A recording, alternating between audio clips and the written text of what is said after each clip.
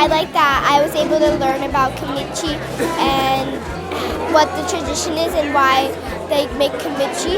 It was really good. I've only made kimchi one other time in my life. So this was a really cool experience to be a part of. It was really fun. I'm really excited to, have Kimjang with all my friends. I am half Korean, and so I do this with my family a lot. But to be able to do it with my family away from home is really nice.